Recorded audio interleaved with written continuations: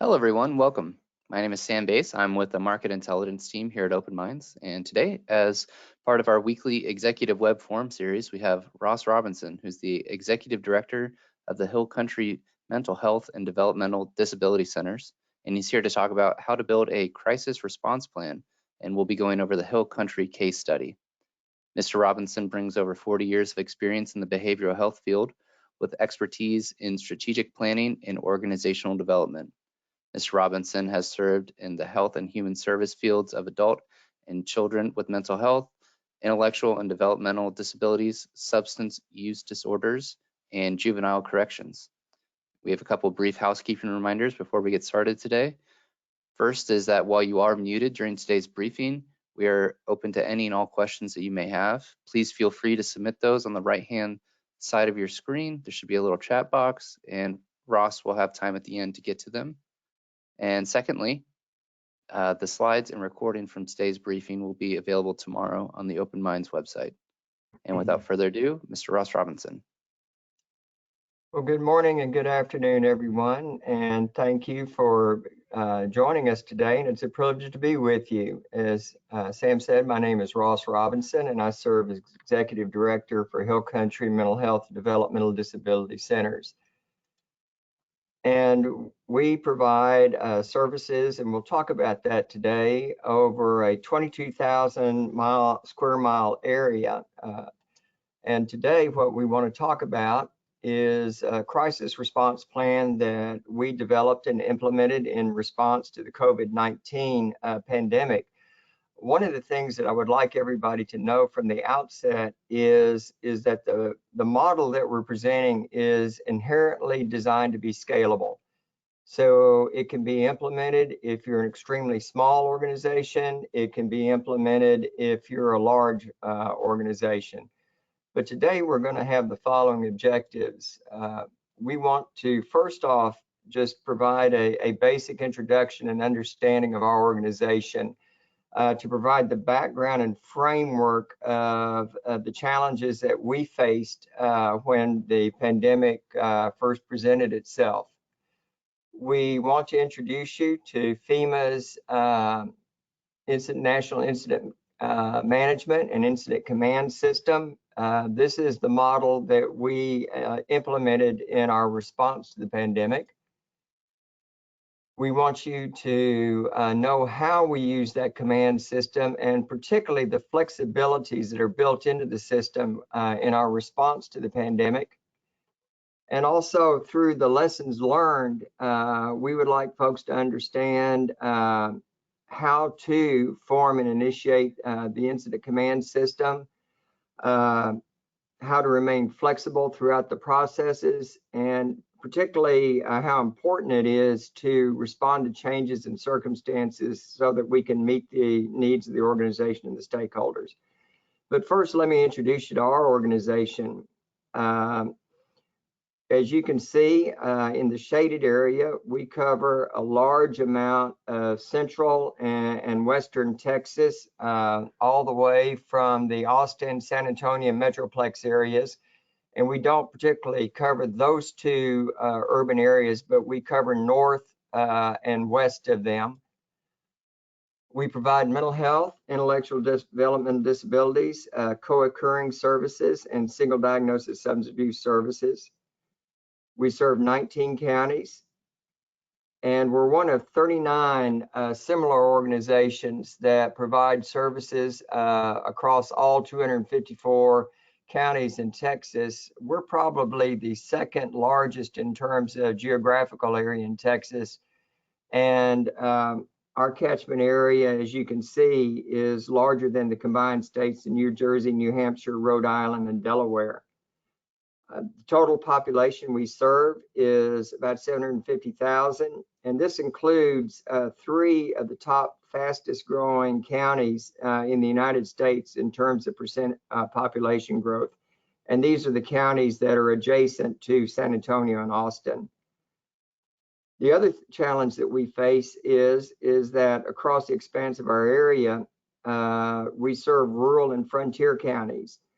8 of our counties have populations of less than 3,000 persons, and by definition of one of the federal definitions of frontier is less than 8 persons per square miles. Many of our counties, in fact, most of our counties, are professional health shortage areas. Several counties throughout have a large Hispanic Latino population, and we also have counties that we serve that are above the average poverty level of the state of Texas. To give you a brief idea, we regard ourselves as a person-centered organization, and person-centered principles and person-centered thinking are extremely important to us. And recently, in according with those principles, we redesigned our mission. And we also implemented new values. And these values are extremely important to us, to the point that we are revising all employees' position descriptions. And these core values will be essential job functions in everyone's position description. But this just kind of gives you an idea.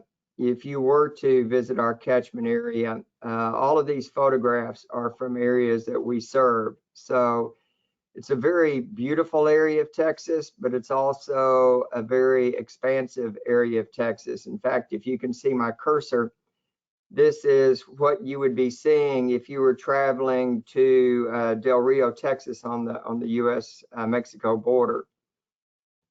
We serve very distinct cultures. We have a large Hispanic Latino culture, but interestingly enough, we also have considerable amount of individuals who are of German and Alsatian descent. As I said, we have the three of the top 5 fastest growing counties in the United States.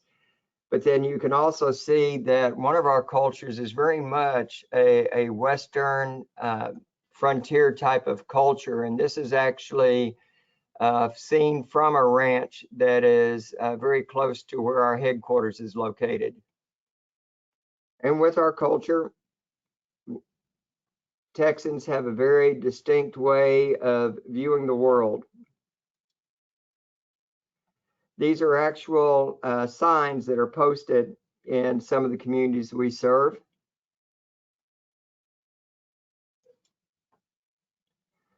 Now, this next part is not meant to be political, but it's a reality that we face. And so this is something that we encounter on a daily basis. And it also had an impact when we were responding to the pandemic.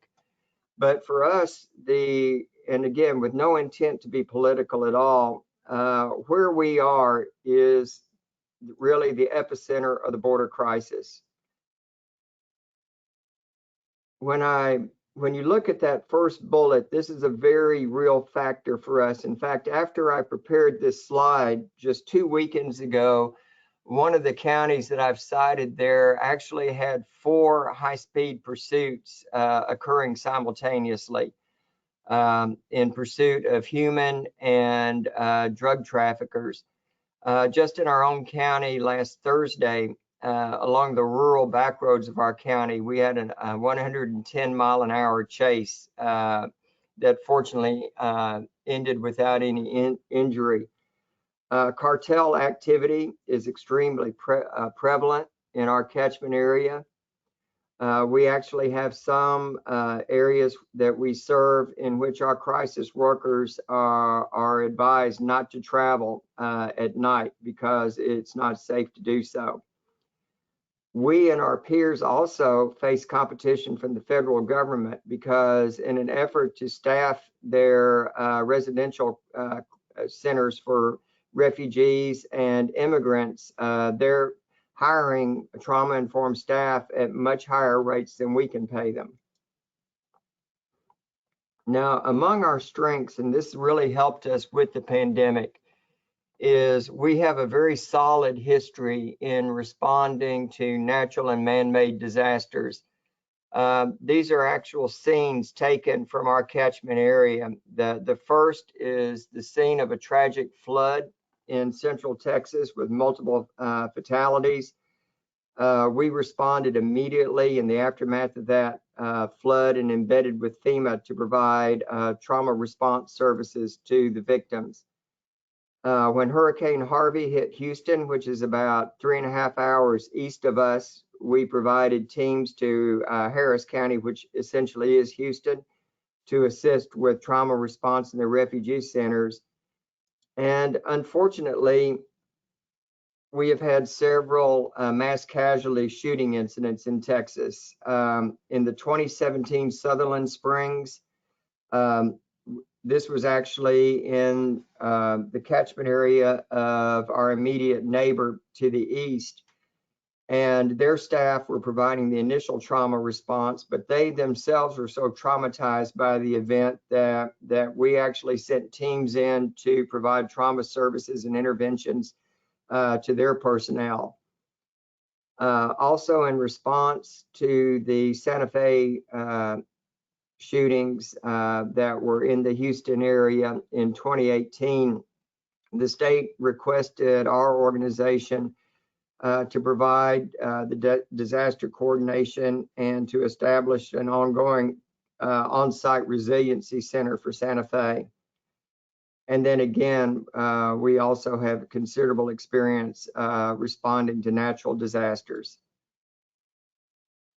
So last year we were faced with the pandemic, and the problem that we encountered and the immediate concern that we had to address was, given the background that I just provided to you, how do we protect 500 employees and over 4,000 persons with either behavioral health or intellectual developmental disability diagnoses or both across our 22,000-mile catchment area, 19 counties, multiple clinics and day sites, a 24/7 crisis inpatient unit, residential homes that we operate, as well as host homes and foster homes for persons with intellectual and developmental disabilities, and our own administrative offices. So to do that, we implemented the HIPAA Incident Command System. This is a product of the Federal Emergency Management Agency, FEMA. It was developed in the 1970s following a series of wildfires in California. And it specifically was implemented to address the following weaknesses. Often in a natural or man-made disaster, there's a tremendous amount of confusion. So you have multiple organizations attempting to respond. You have conflicting languages. You have conflicting acronyms. You have good-hearted people wanting to help but not knowing exactly what to do. So there was a lack of accountability with unclear chains of command, poor communication, no systemic planning, and no predefined methods to integrate interagency requirements into the management structure. And for that reason, the National Incident Management System and the Incident Command Systems were developed. The National Incident Management System is specifically designed to answer the problems that were identified earlier. And these problems were also magnified during the Hurricane Katrina, in which there, as you remember, considerable confusion and considerable loss of life due to the inability of organizations to function together. So this National Incident Management System is for use by all organizations. And again, we'll see to that where it doesn't matter how small or large you are. It does provide you a comprehensive systematic approach. It provides concepts and principles to address threats and hazards. And the thing about it is it's inherently scalable and adaptable. And that's the most important thing to remember. It's also important to understand what the National Incident Management System is not. As you can see, it's not a one-size-fits-all. It's not static. It's not applicable just to certain emergency situations. It's, as we see over here, it's extremely adaptable and can be used even in non-crisis situations. And we're going to talk about that in just a moment. It's not only a resource ordering system, and it's not a communication plan. It's an entire system of response services. So under that National Incident Management System, you have the Incident Management Incident Command System. And this is your application of resources by your organization to plan for an incident, respond to an incident, and recover from an incident. Now, when I show you this is in response to a crisis incident. But one of the things you're going to see is that you can use this for any type of event, and that's what Incident Command is designed for. For example, in preparation for Super Bowls, the Incident Command system is implemented to cover all the inherent possibilities that occur when you have a large number of people gathering together.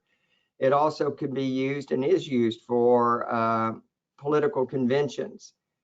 You can use it in your organization for your own events.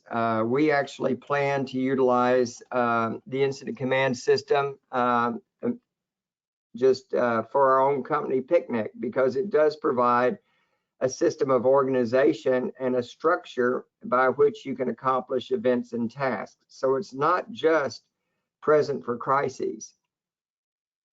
There are three inherent guiding principles to it. There's flexibility, there's standardization, and there's unity of effort. So if you look at these guiding principles,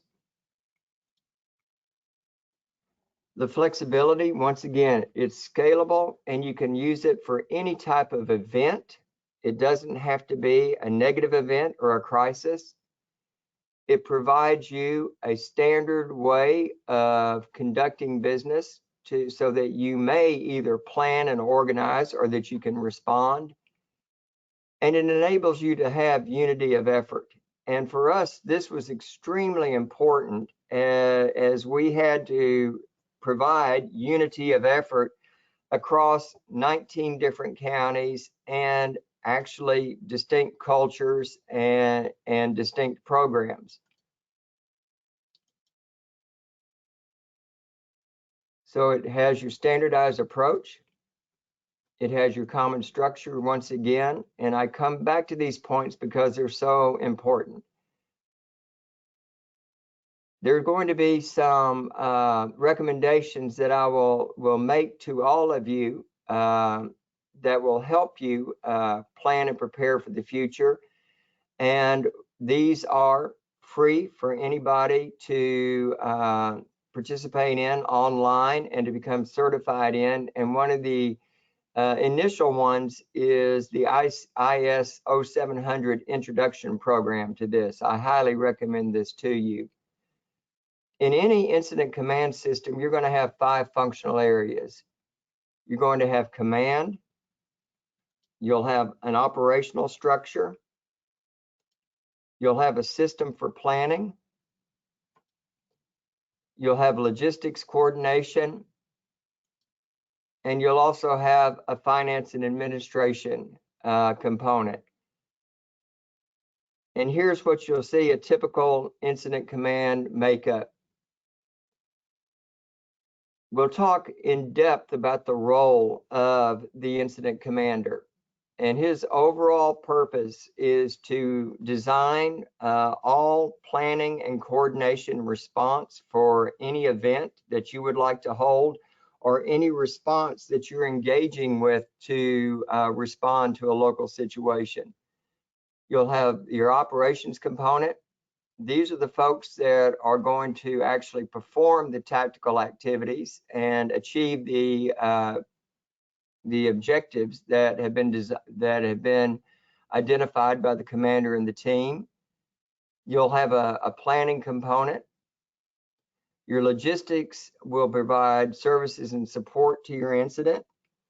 And then your finance administrative report is a key component that must be involved, because they're going to be the ones who are going to pay the bills and ensure that you have the financial wherewithal to conduct your activities.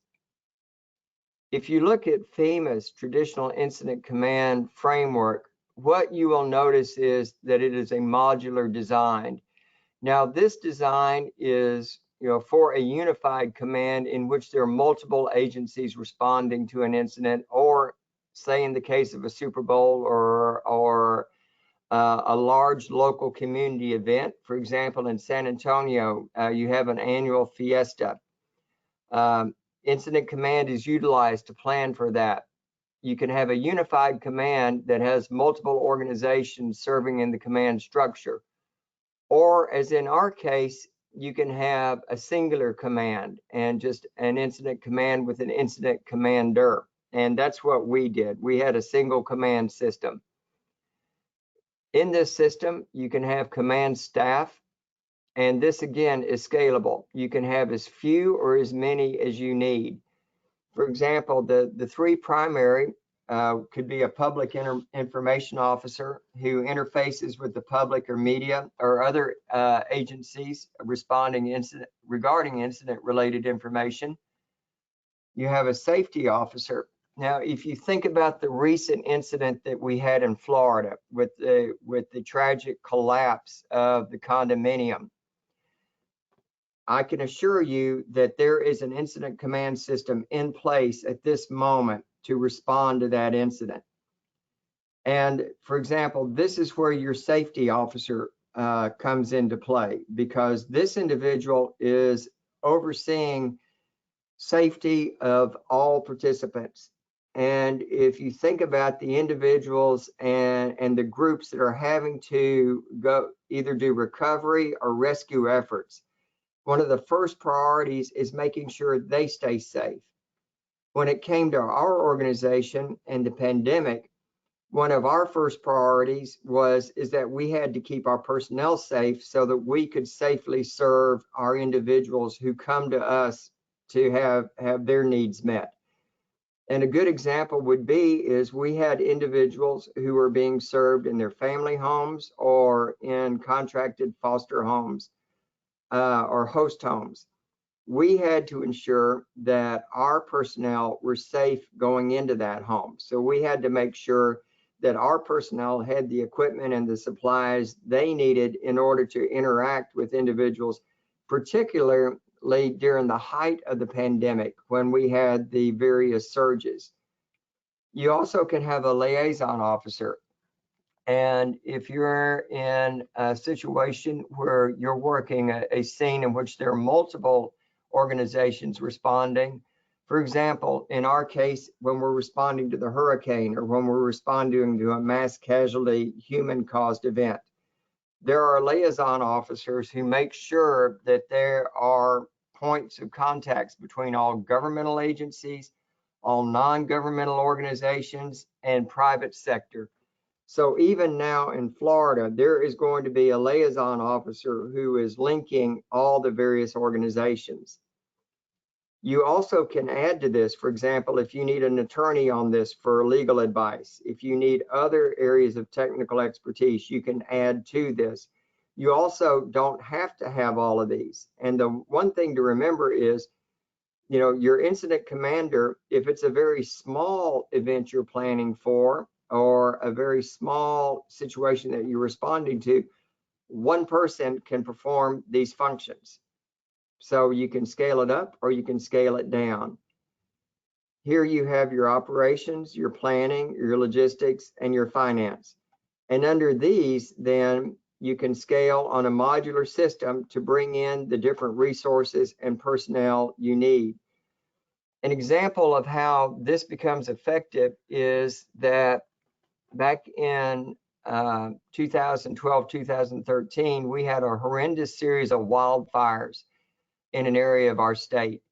And they had to develop and implement an incident command system because you had so many well-meaning organizations and individuals who were coming to help that you had at one point mass confusion. You had social service agencies that no one knew were there, who were offering their services to people who were traumatized. You had people who were showing up who were wanting to help with actually intervention with the fire itself and to help fight the fire. So you had to have an incident command system that would control all of these various elements. And the important thing is in this system, you don't bring in or include another area within this unless you actually need it. And then if you need it, it's available, you can bring it in and then you can utilize it. This was extremely valuable to us when we ramped up. So now what I want to do is, with this brief introduction to what the incident command system actually looked like, here was our time frame when the pandemic occurred. In March 17th of 2020, our directors met to discuss, what was occurring. This was in the very early days of the pandemic. Information was scarce. So we were meeting to provide information, to learn, to discuss issues of concern, both for physical and emotional safety, and to begin to develop what actions and responses that we were going to take. As a result of this meeting, on that same day, we made the decision to close all of our mental health clinics, with the exception of people who are coming to those clinics to receive medications or to receive injectable medications. So they were either there to pick up their prescriptions or they were there to receive an injectable medication. We also closed all of our intellectual and developmental rehabilitation sites, and we immediately converted to their delivery of services via telephone and televideo. Now, we had to keep some services open. We operate residential programs and homes for individuals with IDD diagnosis. We had to keep those open and going. We had a 24/7 crisis stabilization unit. We could not afford to shut that down. What we did decide to do was to downsize it, whereas we had 8 double occupancy rooms, we downsized immediately to, rather than have a maximum population of 16, we went to a maximum population of 8 individuals. So we'd have 1 individual per room. We initiated the next day daily briefings for our behavioral services. On March 24th, we implemented the initial phases of a FEMA-funded crisis counseling program and initiated meetings for the establishment of warm line responses to that crisis counseling program.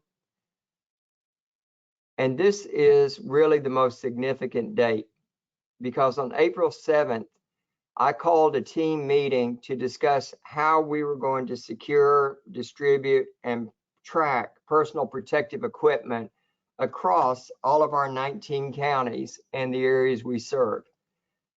And in that discussion of how we were going to the logistics, one of my staff, who is our foremost incident command response individual, he's the one who led the teams to Houston and also the one who set up the center in the aftermath of the Santa Fe shootings, just simply asked, why don't we implement incident command?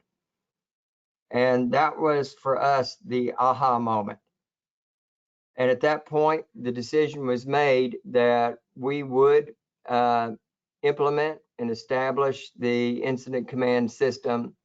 And the next day, we began mobilizing and setting it up for how we were going to respond to the pandemic. And again, it was in initial response to how were we going to do this?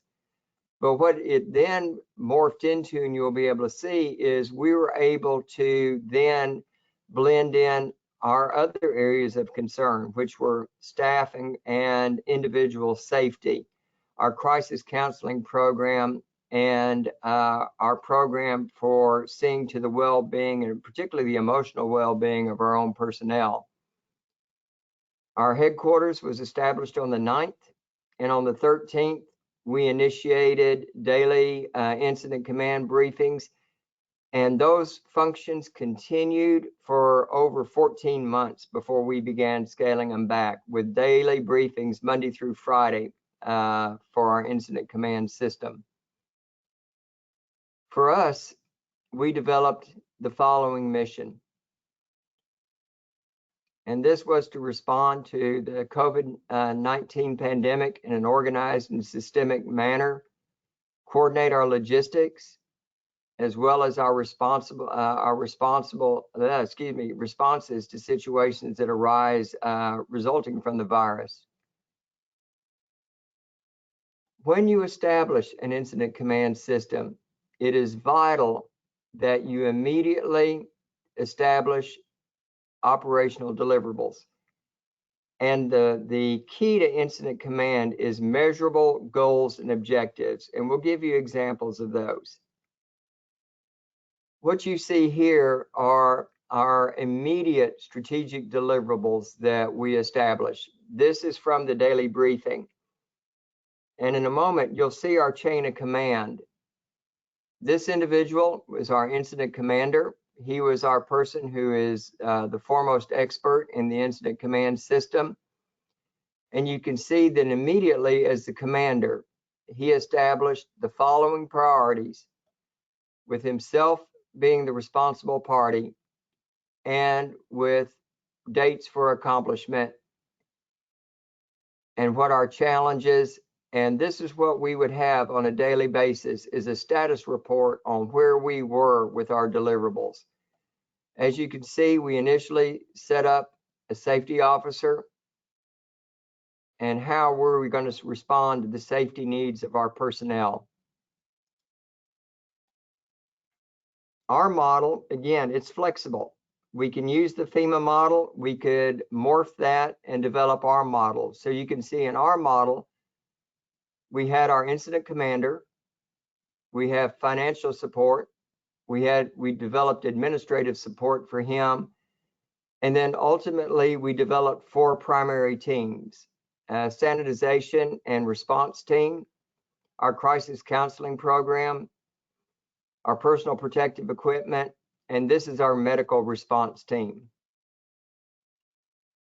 We also, in our daily briefings, in which I didn't include in this chart, and it would show up normally over here, is in all of our daily briefings, and when we would issue assignments, we had all of our department heads participating. And every morning there would be a daily briefing at 8 a.m. So for us and our teams, we had our roles and responsibilities.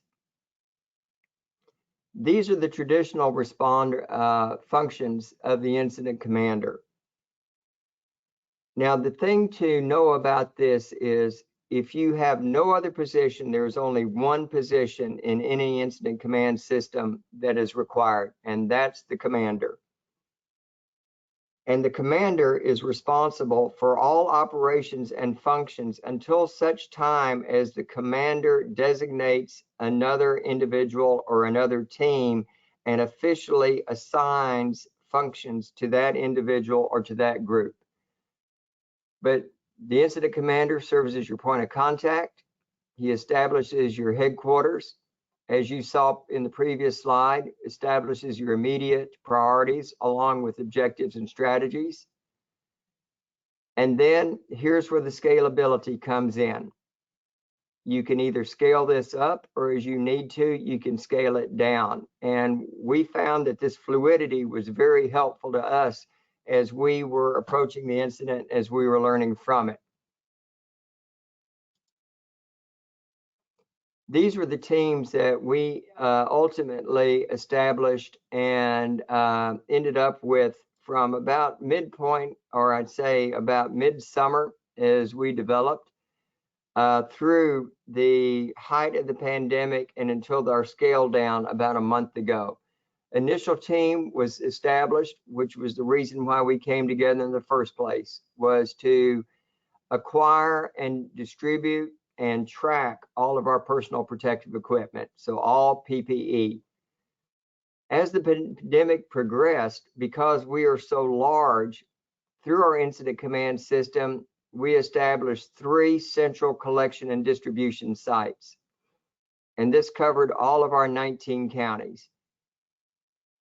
And we were able, you'll be able to see in a minute, we were able to track every piece of PPE that we had, who needed it, where it was going to, and when a particular site needed to be resupplied and when we needed to order more protective equipment. We initiated at the onset our medical response team. This was invaluable. This is how we did contact tracing. We tracked all self-quarantines and our medically directed quarantines.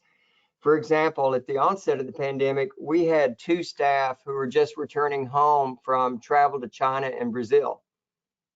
And one of our requirements was that if a staff was traveling to particularly a high impact area, they had to self-quarantine for 2 weeks. And so we were able to track the quarantines, track the condition of the staff, and then authorize return to work.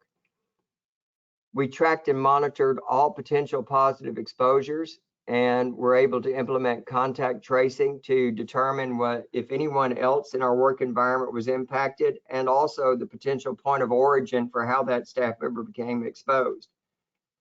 We also tracked and monitored confirmations of positive COVID-19.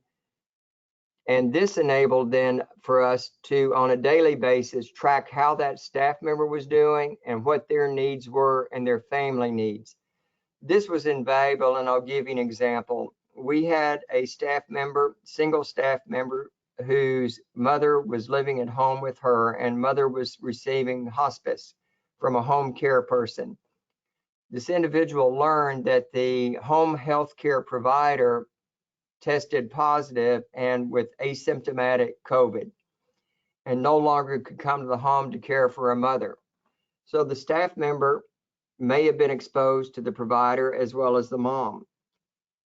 So the staff member had to take off work and then stay at home full time to care for her mother. So even though she was not working, we ensured that this staff member was provided with all of the PPE that she needed to safely care for her mom. That was everything from bunny suits to KN95 to face shield, boots, and gloves. We also made sure that we had food delivery going to that staff member, and that if she needed anything or her mom needed anything, we were able to provide it very quickly for her. So it really enables you to provide to groups and to individuals, but we could not have done it if we had not been tracking through this team. And you'll see what one of our tracking forms looks like. We had our FEMA funded crisis counseling program,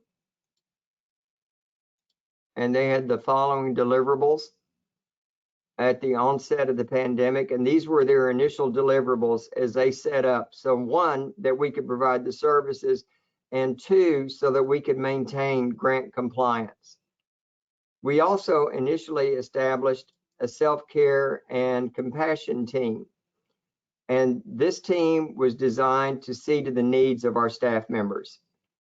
One of the things that we learned very early on, particularly from our peers, is you had, our peers were telling us that they had staff members who were very resentful of the fact that they might have to work, and whereas administration was working from home. And there were cases of open complaints, staff members threatening to quit or to refuse to come to work.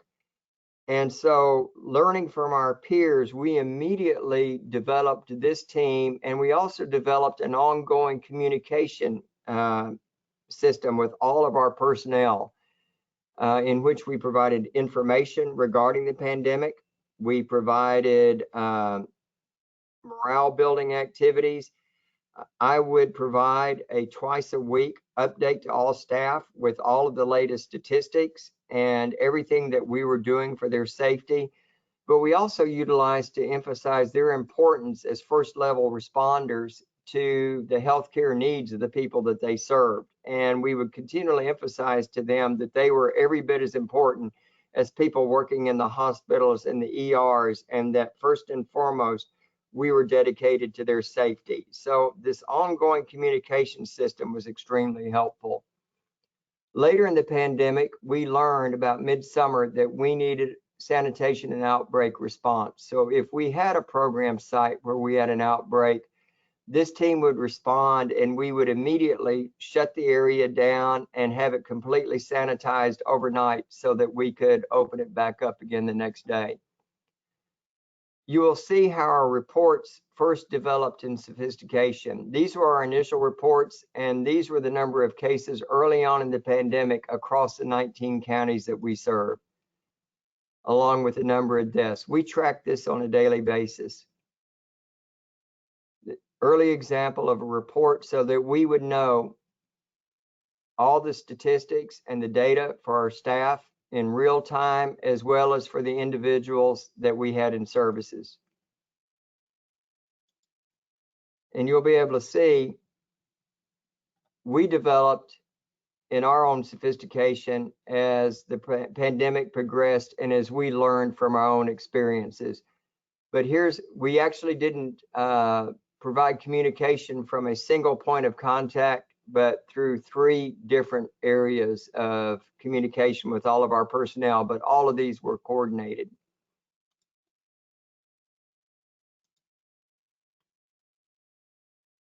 This was surprisingly of impact to all of our staff. And in our communications, we had staff members who were actually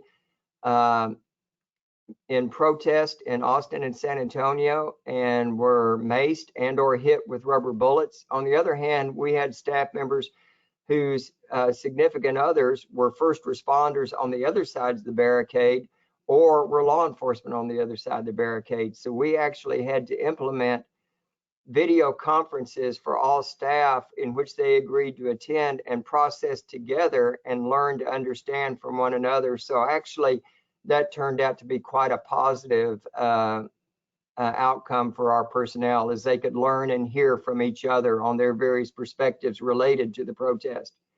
As you can see, we became more sophisticated in our tracking as time went on, and these are our distribution centers, and we would be able to track how much we had where and what we need to order and what we need to relocate. Example of some of the data that we received for crisis counseling.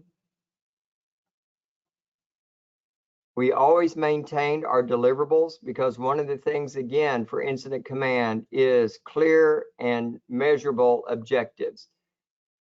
So we always maintain our list of objectives. We track them. We look to see where there were any incidents where we were not a meeting schedule, and did we need to change the strategy, or did we need to just tweak our objectives or provide additional support. This is an example of a COVID-19 form that we developed in case of all positive staff exposures. And this would be provided to us immediately. They would be routed by the supervisor through our chief nurse, who would then in turn route it to administration, and then we would take any and all actions that we needed for the well-being of the staff and or the program. What's very important in this, and this will go to lessons learned in the time we had remaining, is that you always are reviewing what you do. So with us utilizing person-centered principles, we would utilize what we regarded as working and what we regarded as not working. And this for us would be lessons learned moving into the future. So when you look at the overall incident command process, what worked for us was implementing the incident command structure. It was quick, it led to decision making. We developed successful operational teams. The communication was extremely helpful. and we evolved over time and became more sophisticated over time. Here are the things that we need to do better. We needed more staff trained as incident commanders, because sooner or later, your one person as your incident commander is going to need to take a break. We need ongoing training to our staff. We need to resolve conflicting priorities and make sure that people could put the incident command system first and foremost in their duties. We had some initial confusion, and as always, there is some inherent confusion with remote meetings. For our medical response team, these are the things that we found worked extremely well for us, and areas where we learned that we need to improve were really outside of our control. There were times that we had confusion related to what was the latest CDC requirement.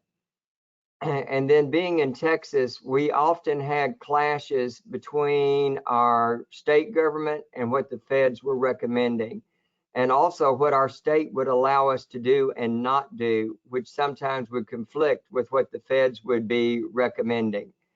Our foremost priority and our fallback is who's funding us. If it was a federally funded program, we were going to go with the feds. If it was a state funded program, we would go with the state. We had multiple things working for our crisis counseling program.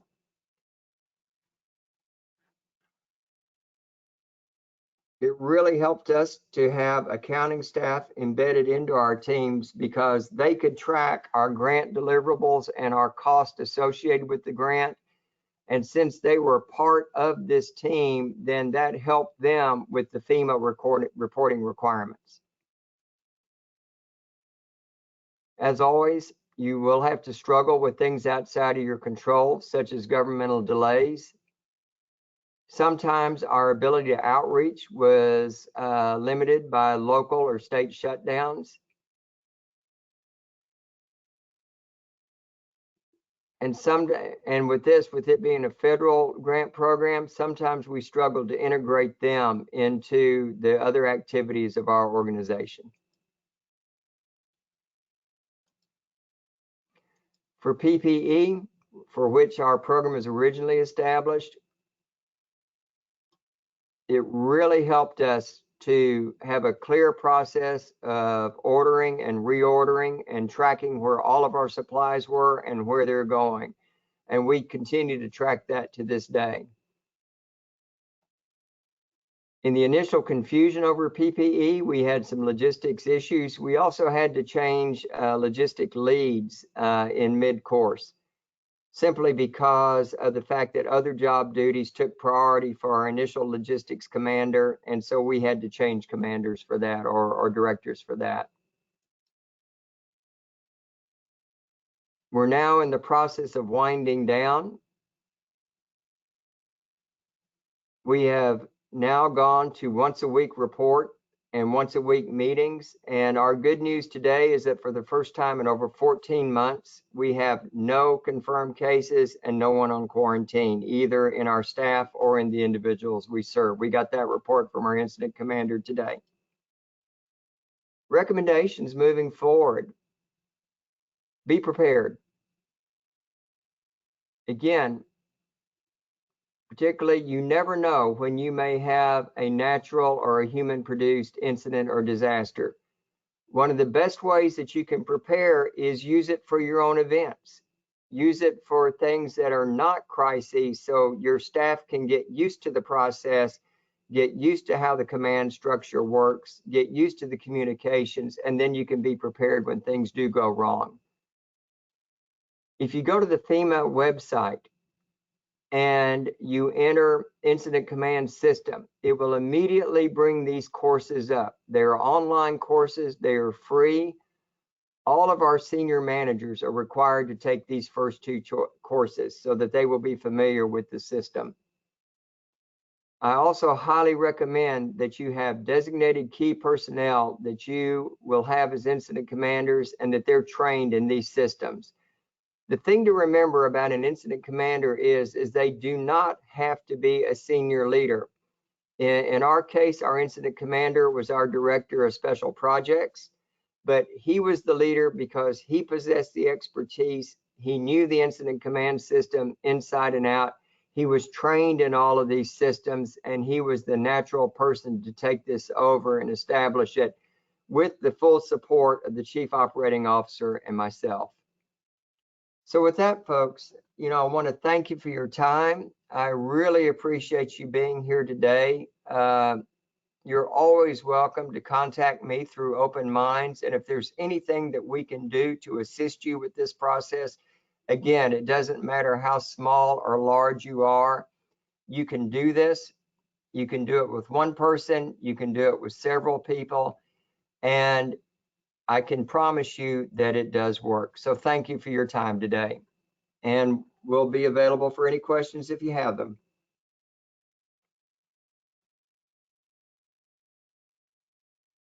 Hey, Ross. Got a couple questions here lined up for you.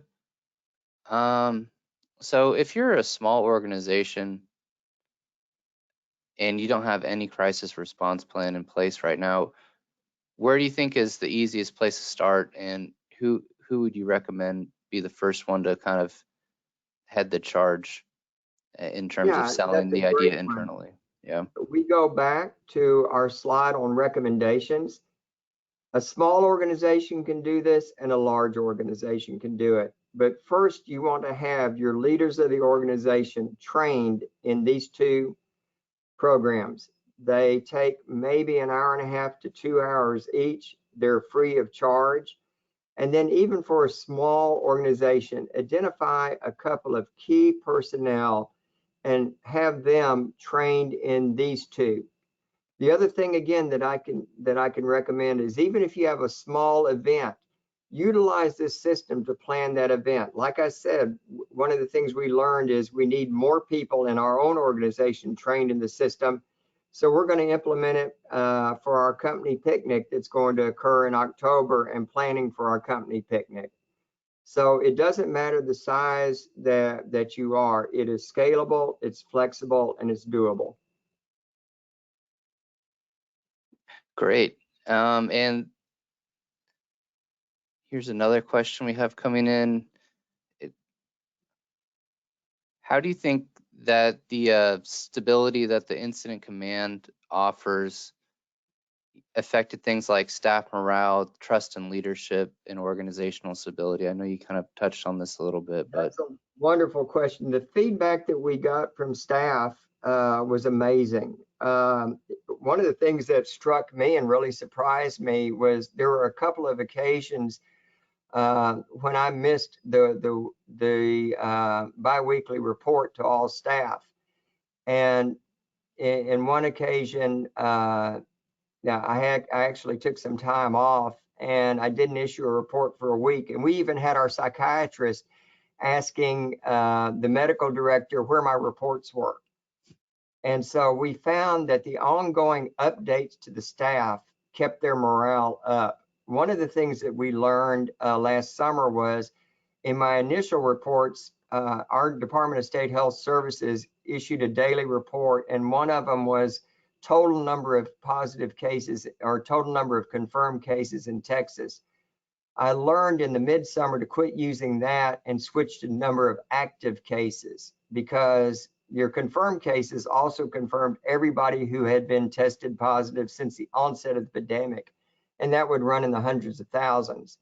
The active cases were much lower, and when I switched to active cases, I got a lot more positive feedback from the staff that they felt much more reassured. But staff became extremely reliant on the communication, and it helped convince them that administration had their best needs in mind and their well-being in mind. So it gave them a lot more confidence in leadership. And I'm telling you that based on the feedback that they provided to us. that's great. That's good to have that sort of positive feedback from everybody in the organization. Here's another question: is how do you think in light of COVID-19, how do you think organizations should change their budget, how much should be allocated towards like a crisis response budget, or does that come up kind of ad hoc? Well, I think that's also an extremely insightful question. For us, it was ad hoc.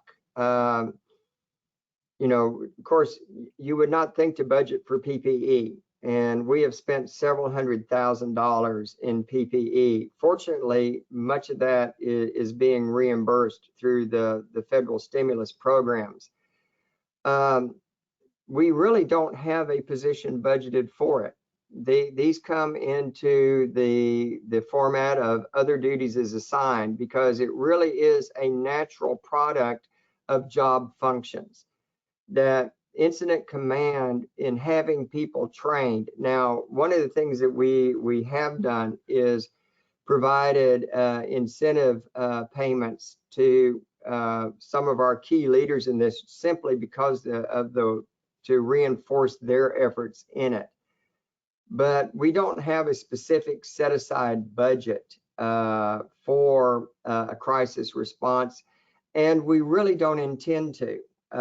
Again, we regard this as a natural function of our systems leaders, and this would be our programmatic leaders as well as our medical leaders.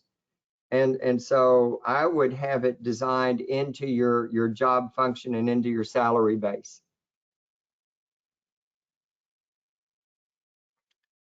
Gotcha. Okay, and I think we have time here for one more question. Do you think we're going to see any changes from FEMA regarding incident command trainings, or is there going to be anything kind of tailored towards this past year, or do you think it is flexible enough and the system is in place to handle anything, even another virus? It's the latter. The system is designed to be flexible enough to respond to any type of occurrence. So it could be the pandemic, it could be anything else. I'll be honest with you, I was a bit surprised that actually this system was not implemented nationally. But the beauty of it is that we didn't need FEMA to do it. You know, we had our training from FEMA, but we did this independently. We did this of our own volition as an organization, because it provided us the framework to do it. And that's the beauty of it. You don't need the feds to implement it. You don't need FEMA to implement it. If you learn this system, you can implement it, and you can implement it whenever and wherever you decide to do so. Perfect. Ross, thanks for your time. Thanks everyone for joining us today. I want to remind everyone that the slides and recording will be available tomorrow on the Open Minds website. Also, please consider joining us next week, as we will have Open Minds Executive Vice President Kim Bond and Senior Associate Sharon Hicks, and they're going to be talking about adopting a new clinical service model from need to implementation. You can sign up at openminds.com under the Events tab listed under Executive Web Forums. Thanks again for joining us, everyone, today. Have a wonderful weekend.